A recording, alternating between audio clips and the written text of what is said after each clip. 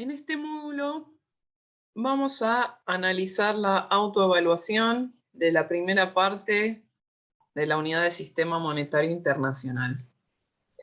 Como ya vimos en todos los módulos previos, vamos a ver primero todas las preguntas de verdadero o falso y sus correspondientes justificaciones, y luego vamos a pasar a las de opción múltiple. La pregunta 1 nos dice: los miembros del FMI aportaban sus divisas y oro para formar un conjunto de recursos financieros que el organismo podría utilizar en caso de que algún país lo necesitara. En este caso es correcto. Recordemos que el FMI inicialmente se constituye para evitar las crisis de balanza de pagos. Entonces, básicamente, estos aportes realizados por los países tienen que ser para evitar estas crisis de balanza de pago. La segunda nos dice: si un país tiene déficit, deberá pagar con oro, lo que es equivalente a superávit en otro país, lo que reduce las tenencias. En este caso es falso. ¿Por qué? Porque si el país que tiene déficit paga en oro, lo que ocurre en el país que tiene superávit es que las tenencias se incrementan, dado que recibe ese pago. Así que en este caso es falsa. La 3 dice: con el tipo de cambio flexible, los países pueden usar la política monetaria para alcanzar equilibrio interno y externo en lugar de fijar el tipo de cambio. Esta es correcta. Recordemos que cuando vimos el caso de balanza de pago y tipo de cambio fijo, habíamos visto que la política monetaria perdía efectividad en economía abierta porque el dinero se volvía endógeno. Es decir, que el dinero lo único que hacía era ser utilizado para mantener estable el tipo de cambio.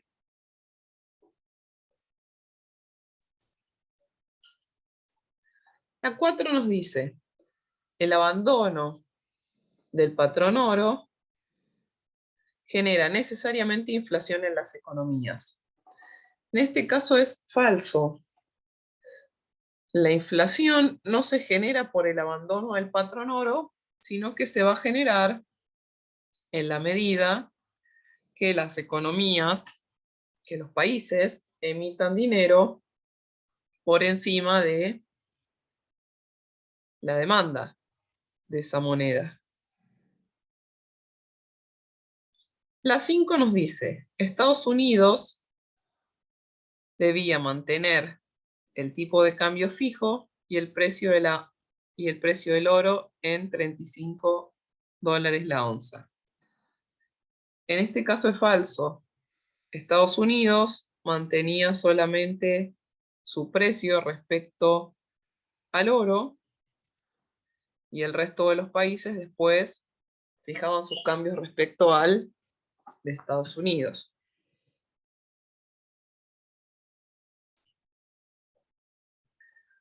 La 6 nos dice: la gestión alemana de la política monetaria del sistema monetario europeo había puesto un énfasis unilateral sobre los objetivos macroeconómicos alemanes a expensas de los intereses de sus socios del sistema monetario europeo. En este caso es verdadero, dado que Alemania es el país más grande de este sistema monetario. Por lo general, los objetivos monetarios y cambiarios están mucho más ligados al ciclo económico alemán que al resto de los socios. Esto se notaba mucho más al inicio. Con el paso del tiempo se ha logrado algún tipo de convergencia macroeconómica entre los países, aunque conviven países de alta productividad como Alemania con países de baja productividad como los países mucho más cercanos al Mediterráneo. La 7 nos dice, la aceleración de la inflación en Estados Unidos a finales de los 60 se transmitió al resto de los países por el descenso de la oferta monetaria del país emisor de la moneda mundial. En este caso es falso, debido a que la transmisión se debe al incremento de la oferta monetaria de la moneda mundial. Esto es, si tenemos exceso de emisión de dólares, vamos a ver inflación en dólares que va a repercutir en todos los países. La 8 dice, los tipos de cambio flexibles tienen efectos positivos, ya que la fluctuación de los tipos de cambio haría relativamente más impredecibles los precios internacionales. En este caso es falso porque la impredecibilidad de un precio no es algo positivo, es algo negativo. O sea, un efecto negativo de los tipos de cambio flexibles es esta. Un efecto positivo del tipo de cambio flexible es que eliminan los grandes déficits y superávits, dado que los tipos de cambio flexibles absorben los shocks externos. La 9 nos dice, la fluctuación del tipo de cambio no da mayor autonomía a los países. En este caso es verdadero. Por esto que veíamos, tiene ventajas y tiene desventajas. Daría mayor autonomía si solamente tuviéramos los efectos positivos.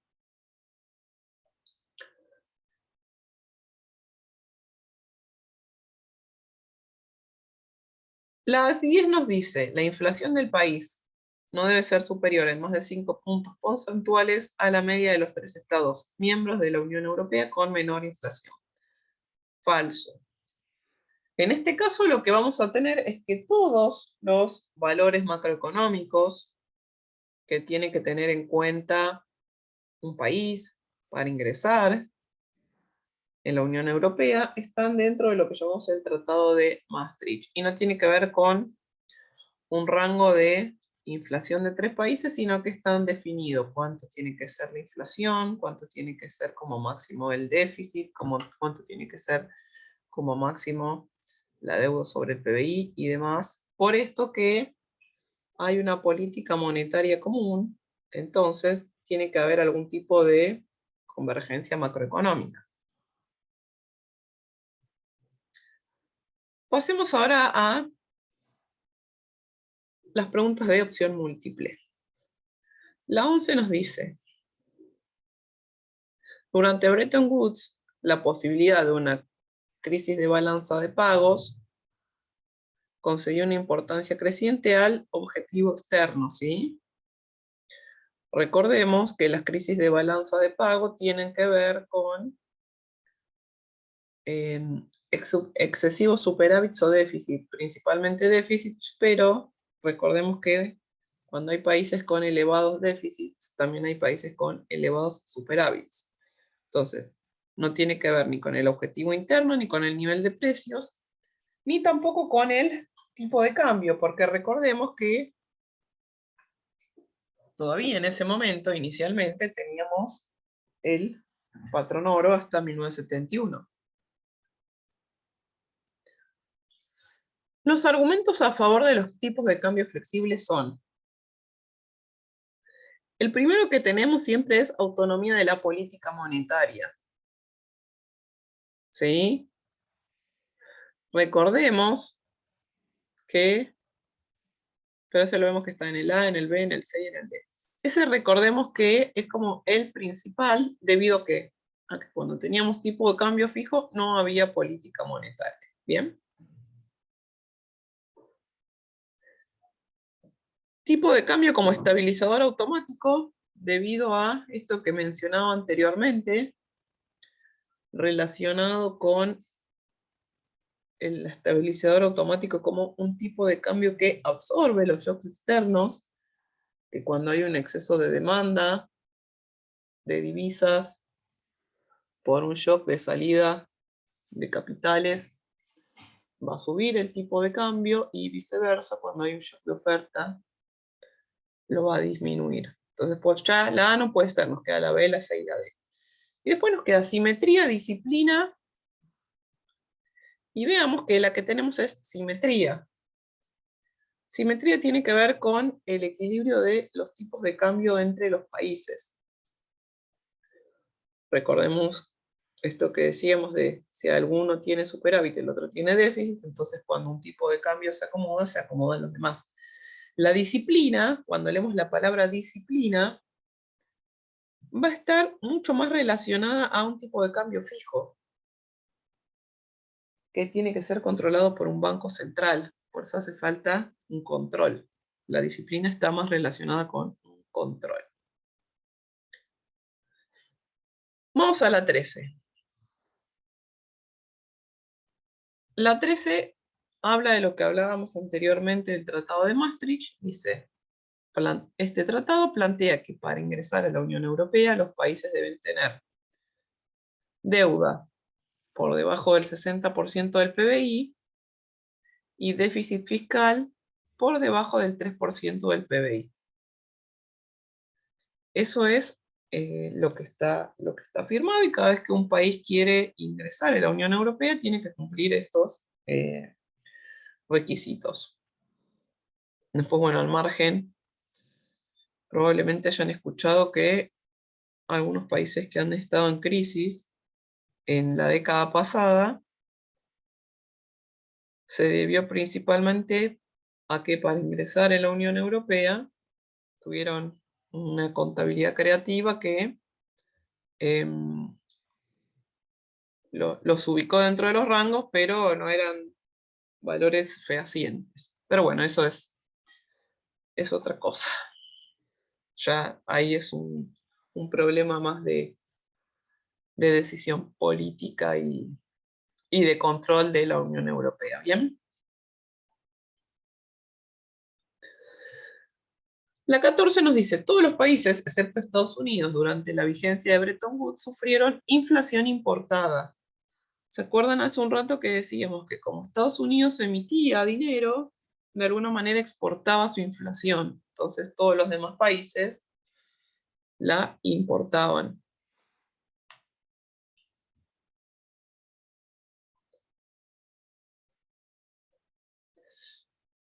La 15 nos dice, tras el abandono del patrón oro, los países imprimieron dinero para, fíjense, financiar gastos militares. Nosotros vemos que el primer abandono del patrón oro está relacionado a la guerra.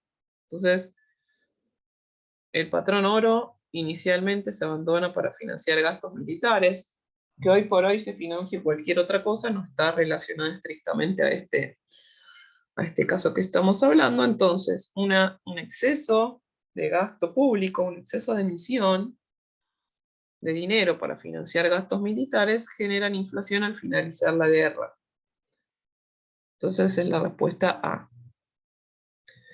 Por último, la 16 nos dice, durante el periodo del patrón oro, los países se focalizaban en, fíjense, tanto el equilibrio interno como externo. El externo para evitar crisis de balanzas de pago, el interno para evitar problemas de inflación y desempleo. ¿Sí?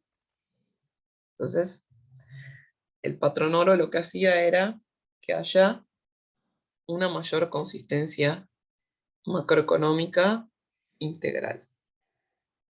Bueno, y esto es todo para esta primera parte del módulo del Sistema Monetario Internacional.